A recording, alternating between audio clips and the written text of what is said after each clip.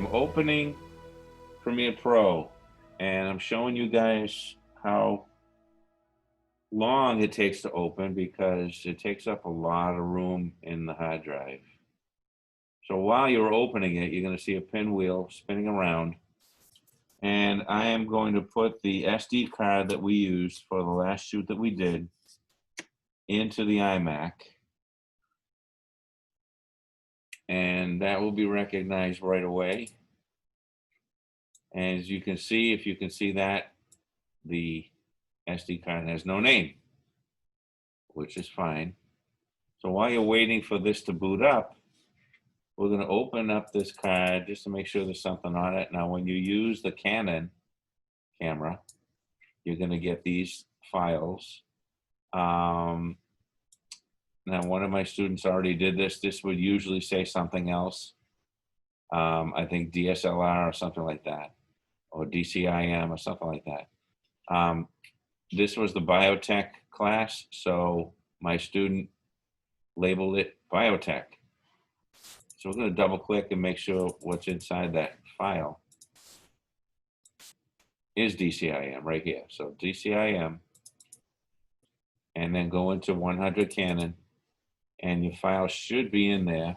And of course, when you try to show somebody something, it's gone. So here's what I think happened, and I remember it now. We erased what was on that disk because the disk was full.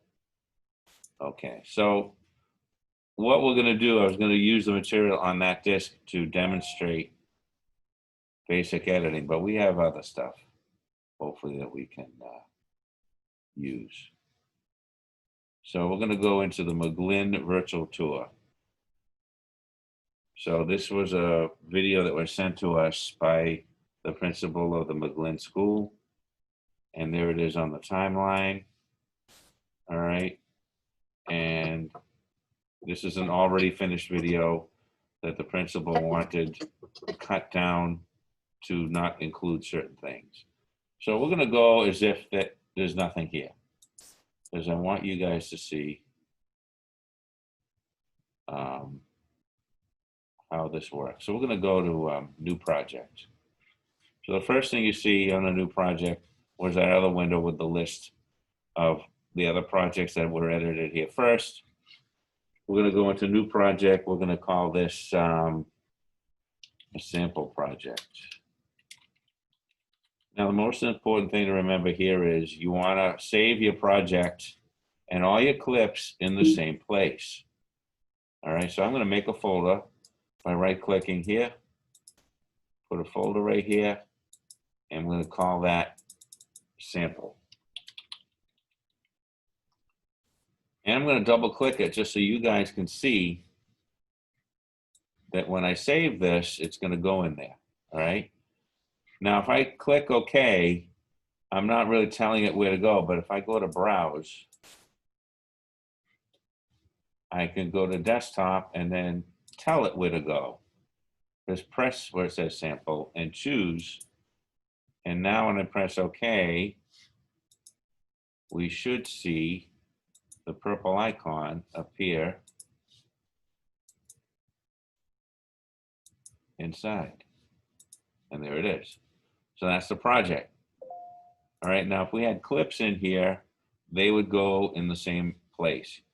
If you make a habit of putting everything in the same place, you're not going to waste a lot of time looking for stuff. Some people, a very good friend of mine, saves stuff all over the desktop, which is fine if you're alone and you're not sharing the computer with anybody, but it takes some minutes sometimes to look at the desktop when it's a big mess and find what you're doing. So it's really good to make a folder for each project that you do, and you'll know that in that folder you'll find all your clips, all your assets, as they call them, stills, video, voiceovers, everything can go in here. Okay, so we're going to close this now that you know what's in there. Actually, I'm going to put this tour right in here. So we're going to make believe that this is raw footage that's unedited, okay? So now we're going to close that. We know where the clips are. And again, we're pretending that this wasn't done before. So we're going to go to new sequence. A sequence is just another name for timeline. So we're going to call this version 1. You can leave the name alone and just call it sequence 1, sequence 2. There's nothing wrong with that. That's perfectly fine. So I want you to notice, some of you have never edited before. There are 4 windows. So in this window here, all right, this is called the viewer window. When you're playing a video that hasn't been edited, it's going to show up in this space, okay? But it's also used for scopes and other stuff. The audio mixer you can put in there, okay? But right now, just think of it as the place with the raw footage. They call that the viewer. In the viewer is your raw stuff that was never edited. This monitor here will be where your edited footage shows up, and you can watch this. We'll call that the program monitor, just like in the control room. And your finished product will be seen here. In this window is where your footage will be. So we're going to go in this window. We're going to go to File, and we're going to go to Import. We're going to import, go into our folder, and we're going to import the MOV file, which is the raw file that we're going to play with. Now, you don't import the project itself, because that's what this is. You can't import a project into itself. So don't try to do that. So I press import, and there it is. All right. Now, what if I put this on the timeline? Okay, now it says change sequence settings. So whenever you see that, you want your settings in the timeline or the sequence, whatever you want to call it. You want always your clips that you're editing in there to match the timeline settings. So if you press change, you're going to see there's your little bumpy little audio track right there. You see all the little sounds correspond to all the little peaks and valleys there. And this upper, the solid light blue, is your video. All right. And I'll explain that a little bit more in detail in a minute. So for now, I want to show you what happens. So this is a mistake that people make all the time. So I'm gonna be careless on purpose. Let's see if I can do this and do a mistake on purpose. I'm gonna move this out of my folder. So this is the root clip of the clip that we imported into the program. Now, just what I wanted to happen. This is what happens when your Premiere Pro application cannot find the footage that was moved. I moved it outside the folder where it knew it was. So if this happens to you, do not panic, okay? Just find your clip and reconnect with it. Now, if you have bunches of clips, like hundreds of clips, which sometimes happen, that may not work, but I'm gonna put this back into the folder, and we're gonna right click on either of the red highlights, and we're gonna go to link media. We're linking it up. We're gonna link it up back with the project. And now if I click OK, it's back to normal, okay? So that's a very, very common thing, and you will not appreciate that until you have maybe hundreds of clips to work with, and somehow one of them gets misplaced or moved even very close to where it had been, and you'll find that happens, and you'll think that you lost your project, but all you got to do is find it and link the media, and it'll be fine. Now, what sometimes happens is people will relink to the wrong media, and that'll really mess things up. So the thing to do when you come into a situation like that would be to go Command Z to go back a step as if you never did it before. It's as simple as that. So as long as you're aware of it, hopefully that won't happen to you. Okay? So we're going to delete this.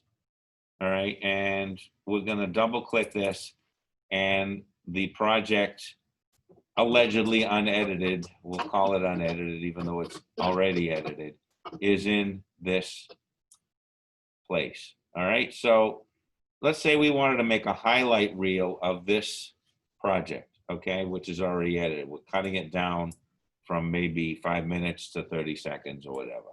All right, so this thing that I'm playing with here is called the player head. So you can move your mouse up and down the player head and pinpoint any frame that you want to pinpoint. All right, now here are the controls.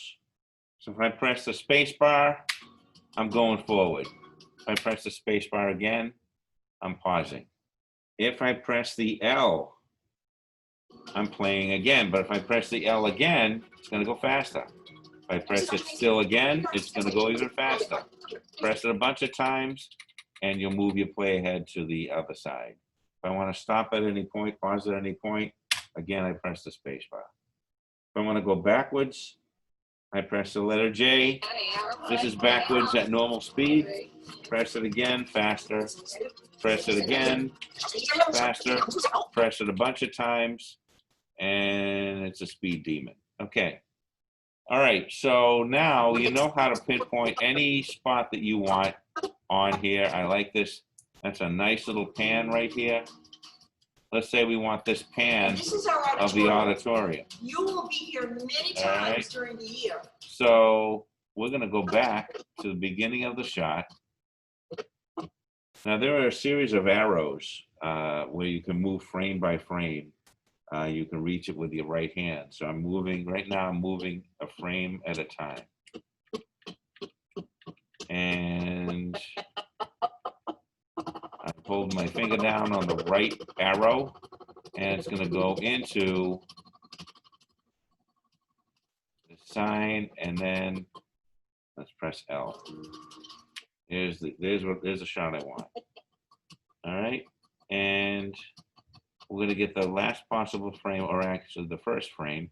So it goes from this, and it cuts to this. This is the very first frame of that shot.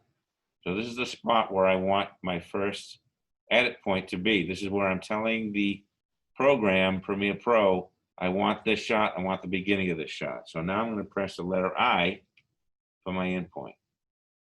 And now I know if I play it at normal speed, I'll see the shot go by. You will be here many times. She's narrating. We're going to cut the narration out, actually. And we went to the end. So now we're back again with your little arrow, the left arrow. We want to stop right before that, right there. And now we're pressing the letter O. So the letter I is the beginning of what you want your edit to be. The letter O ends it. And now I'm ready to put this in my timeline. So I grab from the middle, I press my mouse, and you see a little fist in there. And there's the clip. Now, here's another mistake that people do. They'll be careless, and they'll separate their clips. Your video is like way up high, and your audio is way low. All right. Now it'll still play, and it'll still function better. But again, being organized is very important. You want your main clips to be together like that. All right. Now, another thing is, when you're editing, you want to start your edit by putting the clip at the very beginning of the timeline. Why? Because with my player head, I can time from the beginning. I know that in this spot that I just rested my player head, we are 6 seconds and 24 frames into the video. If I just put it over here, I'm not going to be able, I don't know where the heck I am. Okay, so get into the habit of doing that.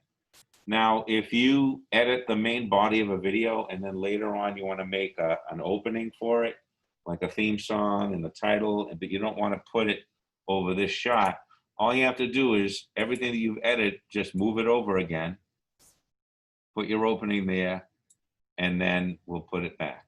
All right? All right, next thing we're going to do, we'll put this back to there.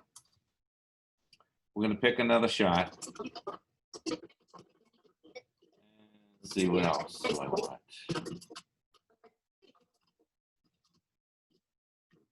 Shot a lot of good cutaways there. Again, this is a finished video that I'm editing from, so it's a little bit different. And now you'll be meeting our So we're gonna go again backwards,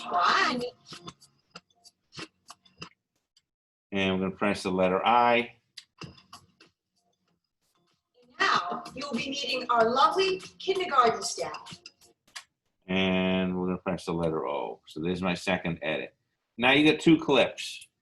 All right, now in other editing programs, I used to use Final Cut Pro. They didn't have this feature. This feature is really cool because it prevents you from making mistakes. Sometimes sloppiness can happen.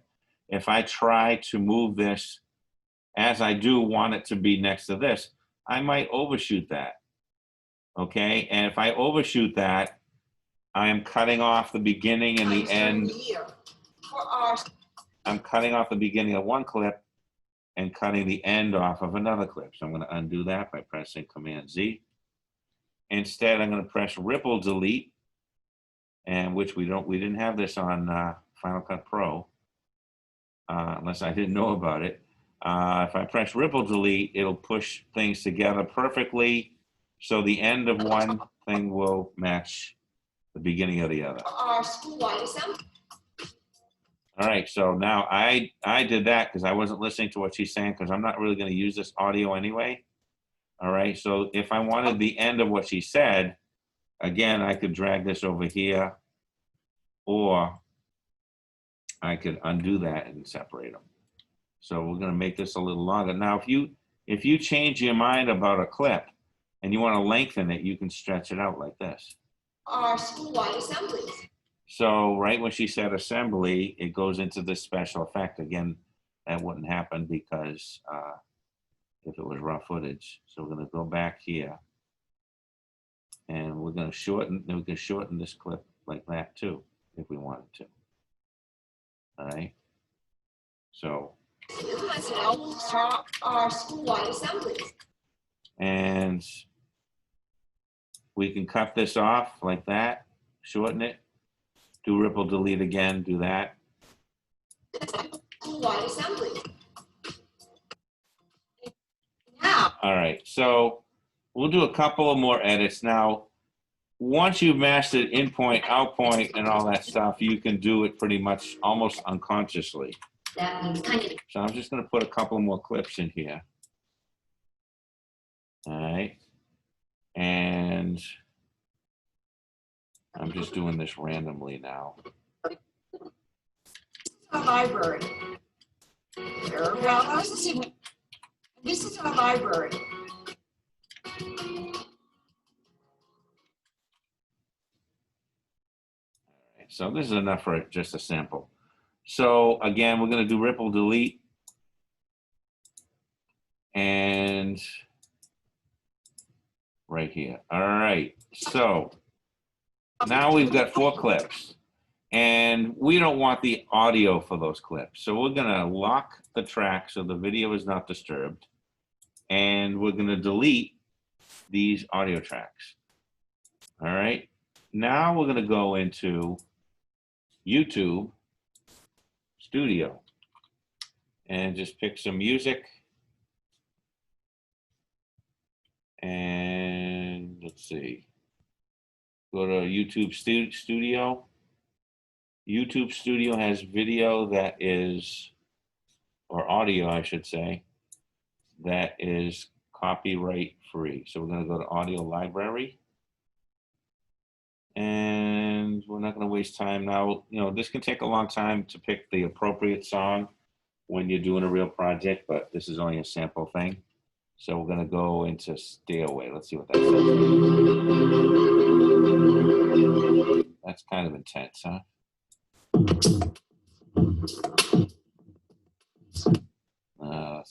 Let's look for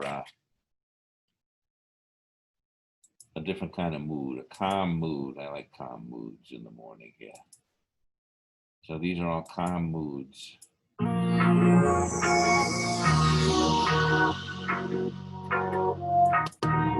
All right, let's say we're going to use that. We go over here and we're going to press download.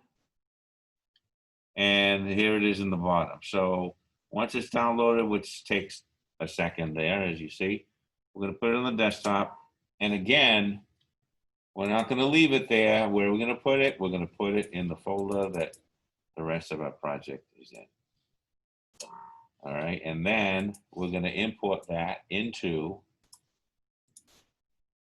the program. There it is. All right, so now an audio clip, I'm going to double click it and you'll see that in the viewer. Those are all the waves that make the audio clip. Now the audio clip doesn't behave quite the same way as a video clip. The audio clip, well, I'm just going to use a little bit of it. Let's see. I'm going to play it. I'm just going to lower that so you can still hear me. And let's just say we'll start there. So our endpoint will be there. That's done the same way. And we're going to just do a little bit of it, just a tiny bit right there, and put the O. Now, we cannot drag the audio clip from the viewer. If we tried to do that, we're going to mess it up. But what you can do, we put the in point and the out point. The actual clip is here. I can drag it from here, and there it is with its in point and out point. And I can stretch that to however long I need it. All right, and now I can unlock my audio track, my video track. I'm going to stretch this down so I can see what I'm doing. Now let's say I want to fade the sound in. All right, I go to this little tool thing and I press the pen tool and I'm going to put these little points. Now these points will allow us to drag the sound either up or down manually. You have a lot of control, and you can even move these points. And let's see, I don't want it to be too loud. This is like one of 3 or 4 ways that you can manipulate your audio. All right, so we're going to go like that. Now let's see how it sounds. I'm going to put the volume up here on the computer.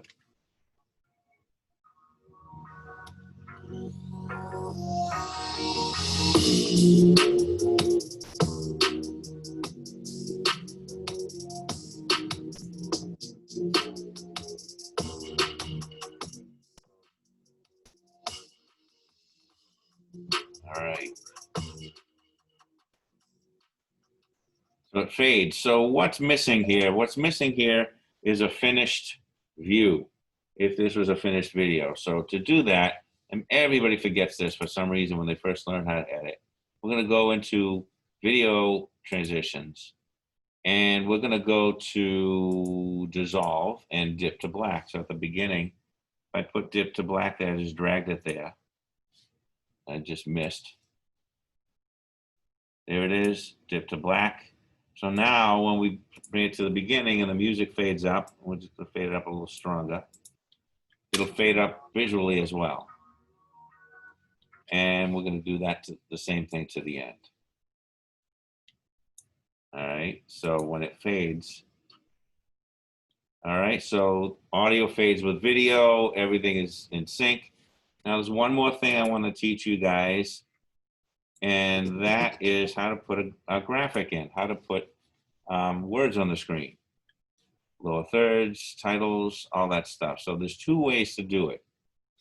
The first way is the way that Premiere Pro kind of wants you to do it now, because this is an innovation like maybe only 3 versions back. I just press this letter, the type tool, and if I press the button over here, a cursor comes up. So let's write the word auditorium. All right, now I write the word auditorium, and I don't want it to be there. I want it to be maybe centered, or I want it to be a different size. There's all kinds of stuff you can do to it. So what you have to do, first of all, we're going to highlight what we just did to make sure that it knows, that the program knows that we want to play with this. We're going to go into effects controls. Now you'll see a little eye here that says auditorium. That's how I know that the controls over here are they're gonna make me able to manipulate this. So if I click this little arrow, a whole set of tools appears down here. I can center it. I can put it to the left or the right. All right, now, just because I typed it in an odd spot, it's not centering properly, okay? So what I can do, again, one of like 3 or 4 ways you can do this. If I change this back to an arrow, this thing appears. If I grab it from the middle, now I can put this anywhere I want. All right, I can make it bigger. All right, I can go back over here. I can change the font. Let's see if this works. Yes, it works not only with the arrow, but not only with the letter, but with the arrow. You can change that. Palatino, which is pretty much like Times New Roman. Now, other stuff I want to do to this, I can change the color of the letters by pressing fill. Again, I got to be in the right thing. Now, what messes people up all the time, if we scroll down, wait a minute, I'm going to get rid of that. Let's make this red. So I go down to these other controls for other stuff. You can be playing with controls until the cows come home, but it won't be for this particular graphic. That's what messes people up. And I'm going to undo that because I like white better. And just to show you, we're going to put a background in.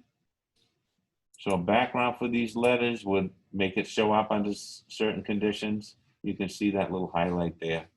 All right, we don't really need it there. Shadow is always kind of nice to do. Shadow gives it sort of like a 3D look.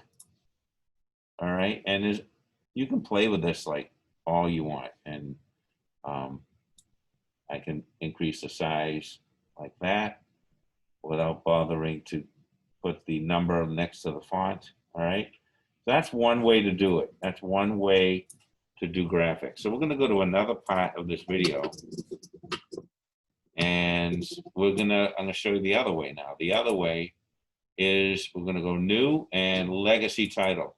Now, legacy title is the original way that Premiere Pro wanted you to do titles. This special graphics window would appear. We're going to make it big just so we can see what we're doing. And again, it's got the same kind of interface, but only it's kind of separated. So we're going to put Lady with Heart. And again, we go back to the arrow and we can move this the same way. A lot of this is the same, like I said, the same controls, but there's something that this can do that the other things can't do. We're going to put this back to normal with Command Z. Down here, if you're really in a hurry, there's some finished letters that you can put there instead of the ones that you typed. Okay. And again, you have all kinds of abilities to change the colors, to put shadows. All right. So, and you got to be aware of if you're going to use certain colors, it depends what your background is. If your background is light, if it's white, for example, you can put black. If it's this color here, obviously dark blue doesn't work well with that. All right. Now, what do you do when you're done with this? Let's say that we're done with this. There is my title. I can now drag this. It's just an extra step. And I put it there. Okay. One more thing before we stop, because I'm running out of time here. Video transitions can be used with your graphics, when you have a lower third, which I'll explain in another tutorial here, I'm going to put this at the end, this slide at the beginning and at the end.